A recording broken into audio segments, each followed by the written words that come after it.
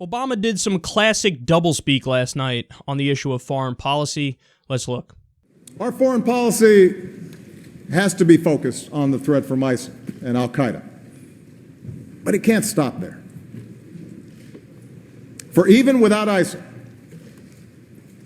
even without al-qaeda, instability will continue for decades in many parts of the world. In the Middle East, in Afghanistan and parts of Pakistan, in parts of Central America and Africa and Asia. Some of these places may become safe havens for new terrorist networks. Others will just fall victim to ethnic conflict or famine, feeding the next wave of refugees. The world will look to us to help solve these problems. And our answer needs to be more than tough talk or calls to carpet bomb civilians. That may work as a TV soundbite, but it doesn't pass muster on the world stage. We also can't try to take over and rebuild every country that falls into crisis, even if it's done with the best of intentions. That's not leadership. That's a recipe for quagmire, spilling American blood and treasure that ultimately will weaken us. It's the lesson of Vietnam. It's the lesson of Iraq, and we should have learned it by now. I agree completely. So why are you still in Afghanistan? That line really got under my skin because it's just disingenuous. It's like, why would we nation build? Isn't this the lesson that we learned from Vietnam and Iraq? A place, by the way, where we're still involved? Which is it, man? A classic doublespeak.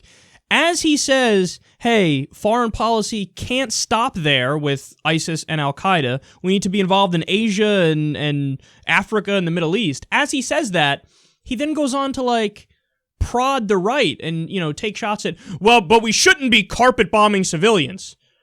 Okay, yeah, I agree with that. Obviously, we shouldn't be carpet bombing civilians. The barbarians on the right call for that. Ted Cruz recently called for that. In the Republican debate, they were talking about that. But what you just advocated for is not much better. I mean, foreign policy can't stop with going after ISIS and al-Qaeda, you said. We need to be involved in Africa and Asia and the Middle East. Why?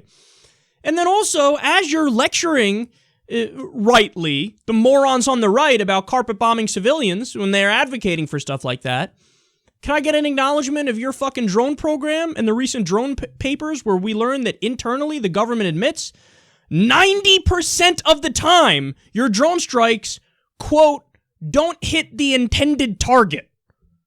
Well, that seems like a problem to me. And that seems very similar to carpet bombing. Now, they're technically not the same thing, of course, but that's a high rate of not getting the right people, and you're going to lecture them. No, this is classic doublespeak. Why are we trying to nation build? We shouldn't be trying to nation build, as he does that exact same thing in Afghanistan. He draws down. The Taliban, as expected and predicted, takes over some parts of Afghanistan again. We go right back in. We went right back in, and then a few weeks later, we bombed a hospital and killed Doctors Without Borders workers. The U.S. needed to stay in Afghanistan to, protect their hospitals from getting bombed and innocent people being killed. Except that we did that when we came back. Now, I'm obviously not saying we are equal to the Taliban and how terrible they are. But what I am saying is, whenever you leave, they're going to take over certain parts again. It's going to happen. So I say rip off the fucking Band-Aid quick, because it ain't our fight, bitch. I don't want to spend my tax dollars on that. We got people in Detroit that don't have fucking drinking water, and you want me to spend money on bombing people in fucking Kandahar? I'm not interested. I'm not interested in that. You don't get to stand there and lecture about nation building as you're nation building. You're doing it in Afghanistan right now. You have, special forces and aid and helpers and advisors on the ground in Iraq, thousands of them, while at the same time you say, we really shouldn't have boots on the ground in Iraq. Okay, so what? Those don't count? Your boots on the ground are not boots on the ground. What are they wearing? High heels? You tell me. No, they are boots on the ground. You are nation building. You are trying to prop up Iraq and Afghanistan.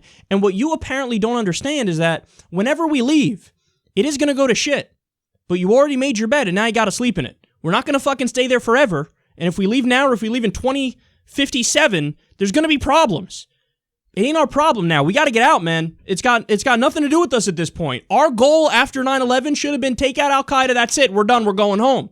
But instead, you did that, then you stayed there to fight the Taliban, then you occupied there in Afghanistan, then in Iraq, you got rid of the terrible, authoritarian, brutal dictator, but the dictator who stabilized the region.